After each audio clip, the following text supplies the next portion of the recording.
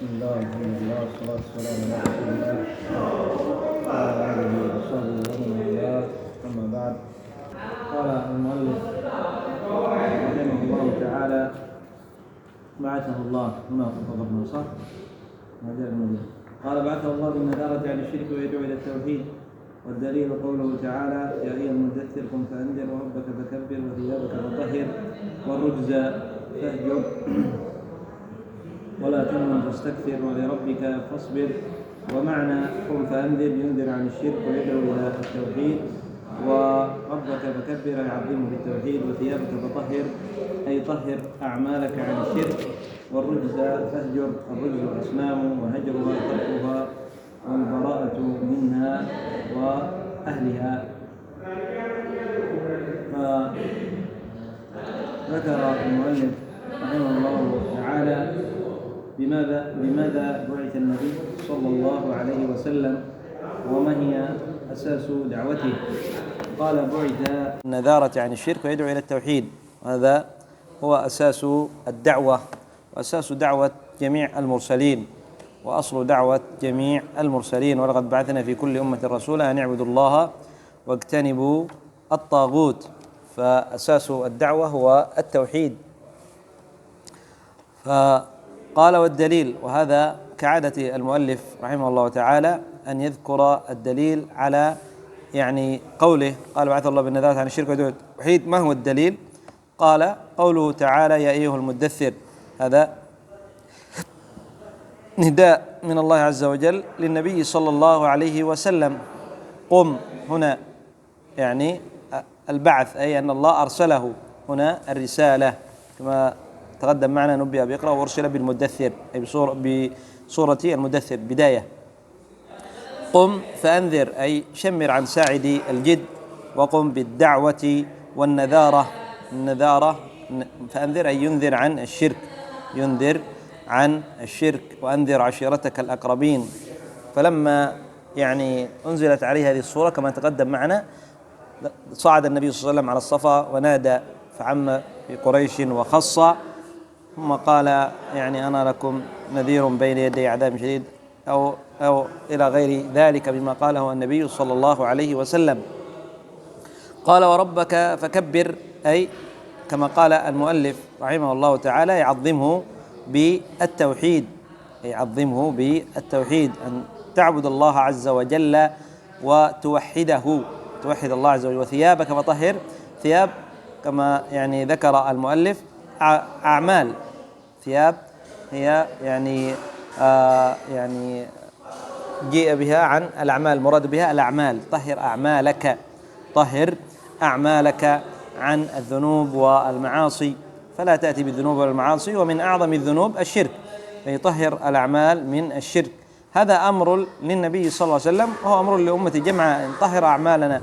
والرجز فاهجر، الرجز هو الأصنام، والهجر أمر الله عز وجل بهجرها والبراءة منها والبراءة من أهلها كما ذكر المؤلف. قال: ولا تمنن تستكثر، أي لا تجعل هذا منة وتستكثر هذا الذي معك، إنما هذا من الله عز وجل، إنما الذي معك هو من الله عز وجل.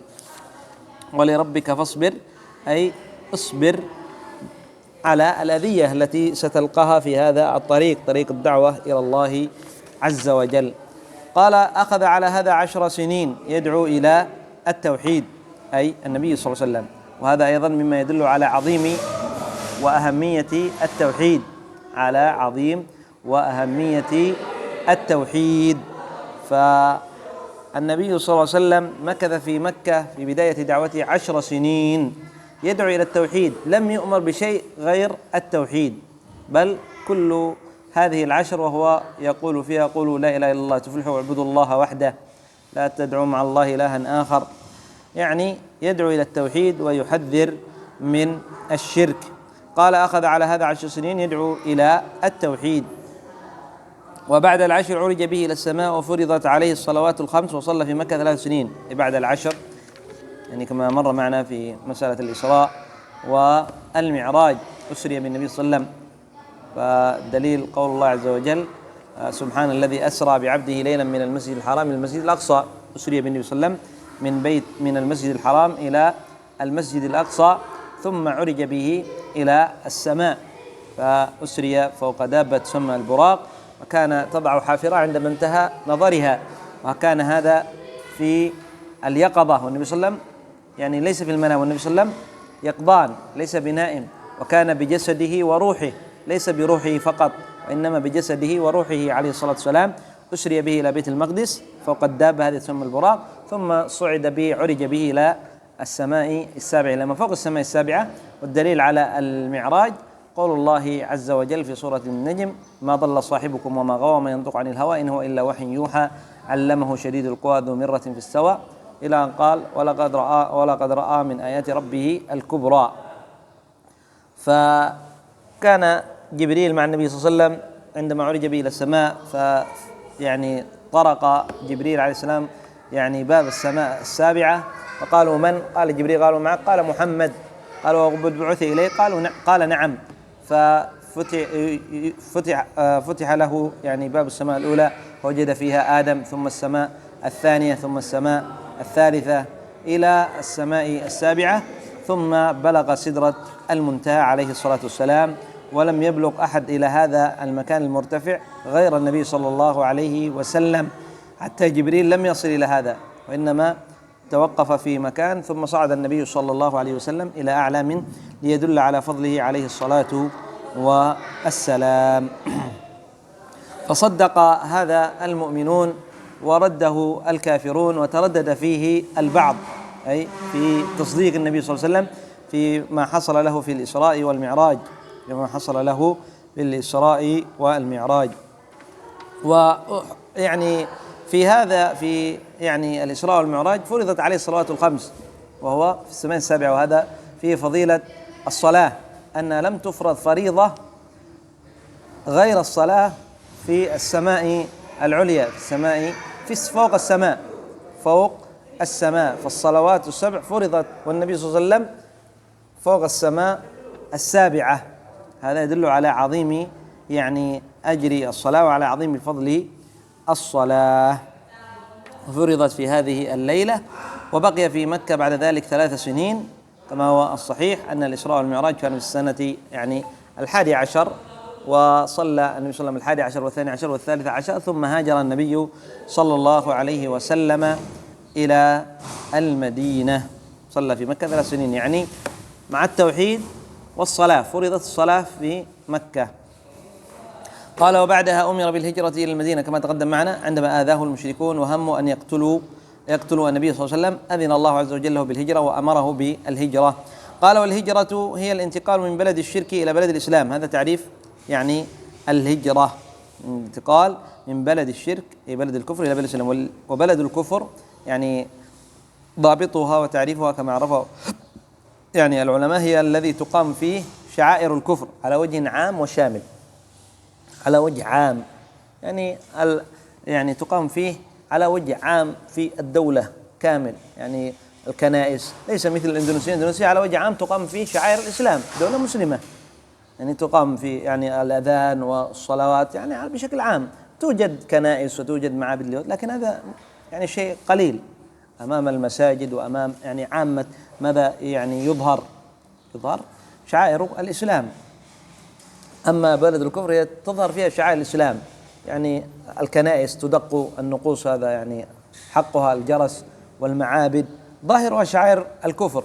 وقد توجد أقليات مسلمة يعني مساجد، لكن يعني وإن بقيت هذه أقليات كما قال العلامة ابن عثيمين رحمه الله تعالى، وإن وجدت أقليات مسلمة لكن لا تظهر شعائر الإسلام، لا يستطيع أن يظهر شعائر الإسلام يعني وإن أظهروا في بعض المناطق، قال وإن وجد في بعض المناطق أنهم يظهروا شعائر الإسلام، لكن الأكثر في الدولة أن الذي يظهر شعائر الكفر في هذه دولة كافرة، مثل يعني سنغافورة دولة كافرة، وإن وجد فيها كثير مساجد، وجد فيها يعني كثير مسلمين، لكن كما يعني أخبرني يعني أخ متزوج من هناك يعني سوداني، يعني المسجد قال ما تسمع الأذان، قال وأنت في صرح المسجد، قال ما تسمع الأذان، قال داخلي الأذان ما تسمع الأذان إلا في مسجدين فقط يكون الأذان خارجي، فقط في مسجدين. أما قال أنا في الضاحي يعني خارج المسجد يعني في سور المسجد، قال ما أسمع الأذان. قال ضعيف جدا، قال أسمع لكن ما تميز، ما تستطيع أن تكرر بعده. فيعني هذا هو يعني ضابط بلد الكفر. بلد الكفر هو الذي تقام فيه شعائر الكفر على وجه عام وشامل، وبلد الإسلام هو البلد الذي تظهر فيه شعائر الإسلام على وجه عام كالصلاة والجمعة ونحوها. ما يعني إندونيسيا على وجه عام الصلاة، يعني الأذان، الجمعة تقام. هذه يعني هذا هو الضابط بلد الكفر وضابط بلد الإسلام. وأما كما تقدم معنا يعني يوجد أقليات مسلمة كما أمريكا في ولايات يعني في بعض المدن يعني تظهر شعائر الإسلام. يخبرونها موجود من اليمنيين هناك مجنسين، يعني أنا أعرفهم المجنسين في أمريكا يقولوا شعائر الإسلام. طيب شعائر الإسلام تظهر في كامل يعني في يعني بعض المدن القليل، يعني قد يعني يظهر الأذان، قد يظهر الأذان مع أنه ممنوع يعني الأذان يكون خارجي كما كلموني، لكن في بعض الأماكن يعني يكون يعني سماعة ليس قوية، سماعة مثل هذه السماعة تكون في الخارج، يعني لا بأس الصوت يستمع إلى مسافة يعني أبعد قليل مما يكون داخلي. ولكن هذه لا، كما قال علي بن عثيمين هذا لا تكون هذه الدولة تعتبر هذه الدولة مسلمة، لا، إذا كان شعائر الكفر ظاهرة. شعائر الكفر أمريكا دولة مسلمة؟ ليست دولة مسلمة، دولة كافرة. مع هذا بعضهم يعني المفتونين وبعضهم يعني هدانا الله وإياهم يريد أن يبرر لنفسه فقط. هناك موجود إسلام، يجد أن يبرر لأجل العمل هناك. إلا يعني أمريكا دولة كافرة وإن وجدت أقليات مسلمة، لكن لا يبرر هذا بأن تكون الدولة مسلمة. قال والهجرة فريضة على هذه الأمة من بلد الشرك إلى بلد الإسلام، وهي باقية إلى أن تقوم الساعة. والدليل قوله تعالى إن الذين توفاهم الملائكة ظالمي أنفسهم قالوا فيما كنتم قالوا كنا مستضعفين في الأرض قالوا ألم تكن أرض الله واسعة فتهاجروا فيها فأولئك مأواهم جهنم وساءت مصيرا إلا المستضعفين من الرجال والنساء والولدان لا يستطيعون حيلة ولا يهتدون سبيلا فأولئك عسى الله أن يعفو عنهم وكان الله عفوا غفورا. وقوله تعالى يا عبادي الذين آمنوا إن أرضي واسعة فإياي فاعبدون. وقال البغوي رحمه الله سبب نزول هذه الآية في المسلمين الذين بمكة لم يهاجروا ناداهم الله باسم الإيمان. والدليل على الهجرة من السنة قوله صلى الله عليه وسلم لا تنقطع الهجرة حتى تنقطع التوبة ولا تنقطع التوبة حتى تطلع الشمس من مغربها. ذكر المؤلف رحمه الله تعالى هنا يعني تعريف الهجرة، ثم ذكر الدليل على وجوب الهجرة وعلى مشروعية الهجرة. وهذا كما تقدم معنا شأن المؤلف وعادة المؤلف رحمه الله تعالى أن يذكر الشيء ثم يذكر الدليل بعده من الكتاب أو من السنة أو من الكتاب والسنة. قال والهجرة فريضة، نعم واجبة، لمن لم يستطع أن يظهر شعائر دينه في بلد الكفر واجب عليه أن يهاجر إذا استطاع الهجرة. كما تقدم كما سيأتي معنا لابد من الاستطاعة. إذا كان الرجل لا يستطيع أن يصلي، لا يستطيع أن يصوم، لا يستطيع أن يزكي إذا كان عنده مال وفي بلد الكفر فواجب عليه أن يهاجر، واجب عليه أن يهاجر إذا كان مستطيع. وإذا لم يهاجر فإنه مرتكب لكبيرة من كبائر الذنوب.